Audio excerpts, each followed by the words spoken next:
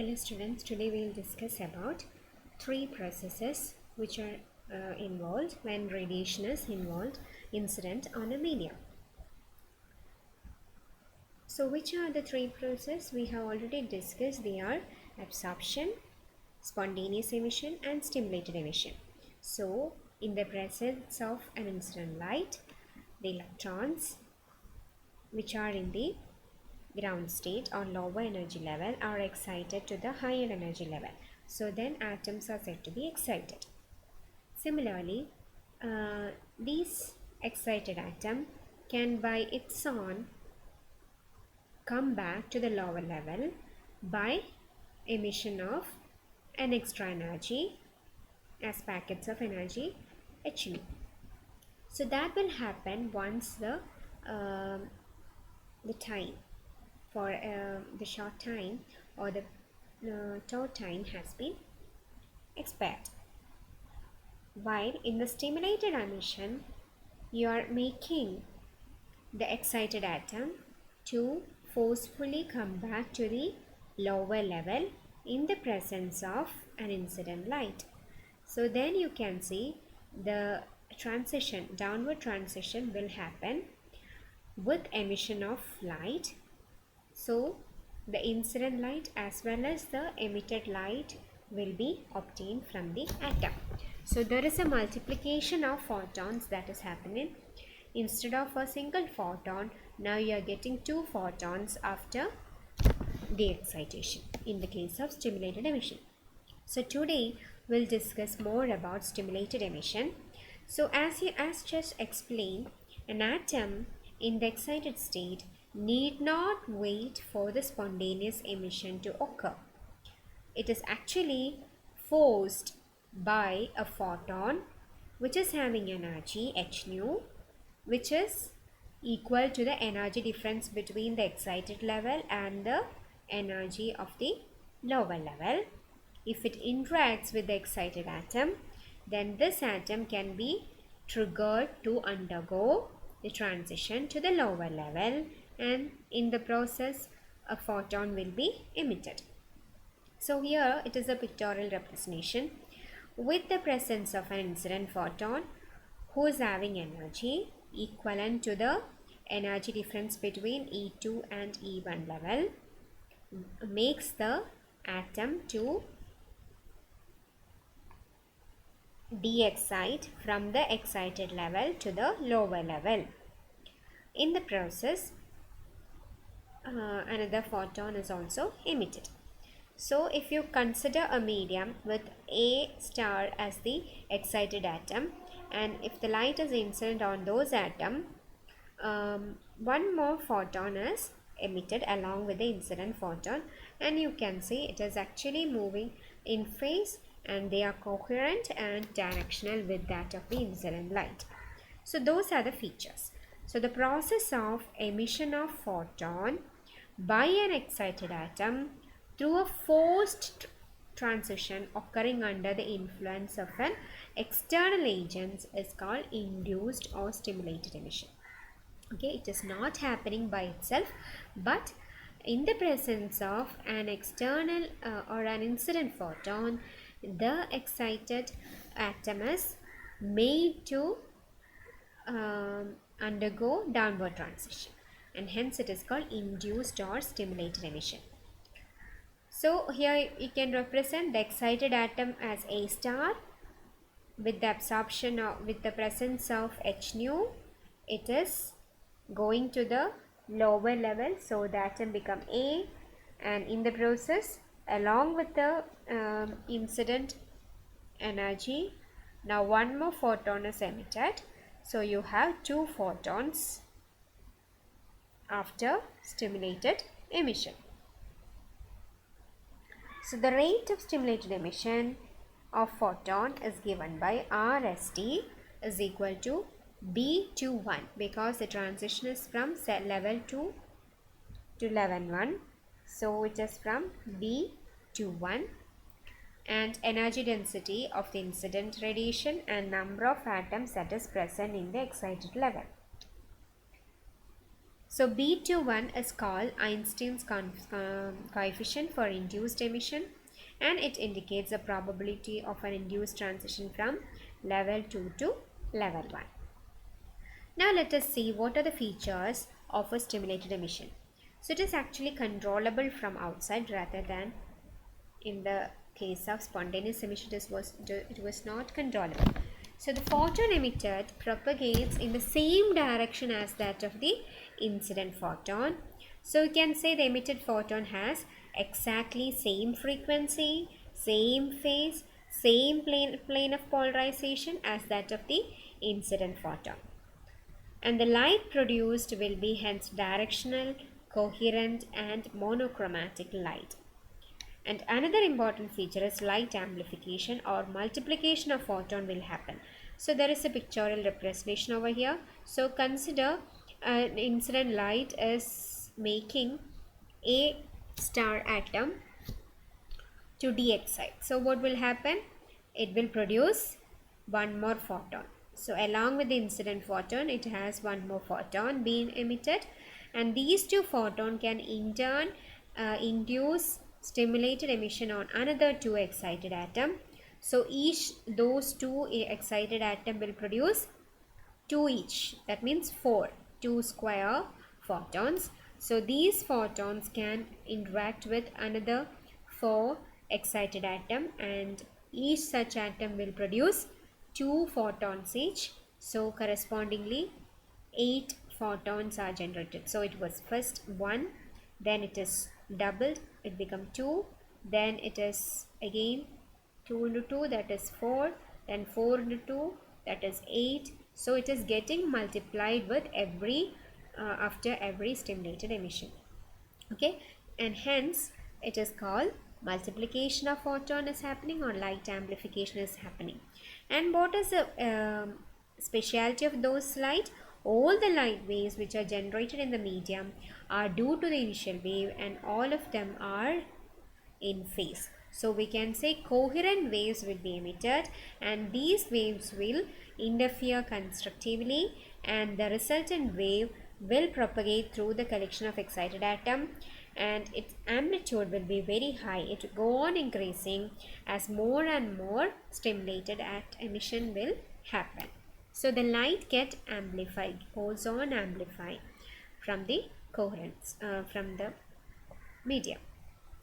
And another feature is that it has high intensity beam is produced because of constructive interference of the way the net intensity of the resulting light will be given by n square I, where n is the number of atoms present and I is the incident light. So let us see what is the difference between spontaneous emission and stimulated emission. Now you can say what are they. And in the spontaneous emission, the excited atom is coming to the lower level by its own. So outgoing photon, that is the emitted photon, will be in random direction. Each atom will be producing photons in a random direction after spontaneous emission. While in the case of stimulated emission, those two photons, the incident as well as the produced photon, that is 2 photons, will be in same direction. So we can consider in the case of spontaneous emission, there is no phase relation between the photons emitted because they are in random direction, while in stimulated emissions they will have same frequency and they have same phase also. So you can call the photons that is produced in photon emission as incoherent radiation, while the photons constituting emitted from the stimulated emission will constitute a coherent light. And while in the case of spontaneous emission, the emission will happen by its own, so the rate will depend upon the number of atoms in the excited state alone. While in the case of stimulated emission, it is actually stimulated by the presence of an external light, so the energy density of the incident radiation will also have an effect on what is the rate of stimulated emission that is happening. Now, all these three processes, absorption, spontaneous emission, and stimulated emission, will occur together in the presence of an incident light, and under steady state condition, there will be a balance between absorption and the emission process. So, in thermal equilibrium, you can see that the number of atoms in the ground state will be always greater than that in the excited state or the upper state. So if the spontaneous transition occurs and emission of photon, there are two ways the photon can affect it. That is, this photon can be inducing another emission, stimulated emission, or it can be absorbed by another atom to get it into the excited state. So the more possibility is that photon being absorbed because there are more number of atoms in the ground state. So if any atom is emitting a photon, that photon will be straight away absorbed by another atom to make it into the excited state rather than using it for stimulated emission. So always there is higher probability of a photon being absorbed than causing a stimulated emission. It is because of the thermal equilibrium condition where the number of atoms in the lower level is greater than number of atoms in the excited level. Okay. So now you can deduce Einstein's relation, that is relation among the coefficients, Einstein coefficients. For that it is consider thermal equilibrium. Under thermal equilibrium, the mean population, that is the number of atoms in the ground state and the number of atoms in the excited state must remain constant. That means the number of transition, upward transition E1 to E2 must be same as number of transition from E2 to E1. That means downward transition, whatever be the upward transition, similar will be the number of downward transition, so that the number whatever be the initial number, that will be constant. So which means the number of atom that is absorbing photons per second per unit volume will be equal to number of atoms that is emitting photon, because upward transition involves absorption while the downward transition involves emission of photon. So that number will also be the same. And you know what is the rate that is given, number of atom per unit second per unit volume is given by the rate of absorption and rate of emission.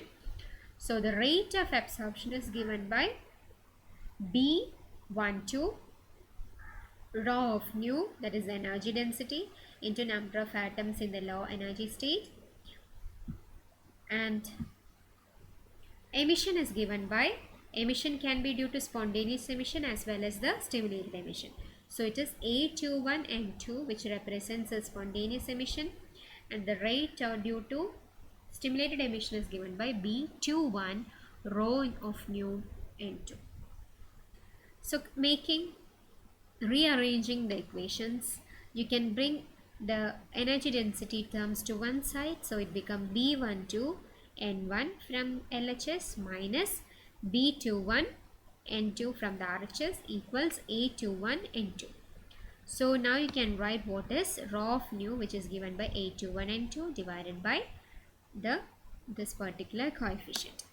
So now what we do, we can just divide throughout by N2 and B12. So it becomes A21 divided by B12, and N2 is also divided, so N2 will cancel off, and in the denominator you have B12 divided by B12, so it is 1, then N1 by N2, so that is written here, minus B21 divided by B12 into N2 by N2, so that becomes 1. So that is the relation. Now you know the condition given by Boltzmann that the number of atoms in the excited state to the number of atoms in the lower state will be less, and that is given by e raised to minus E2 minus E1 divided by kBT.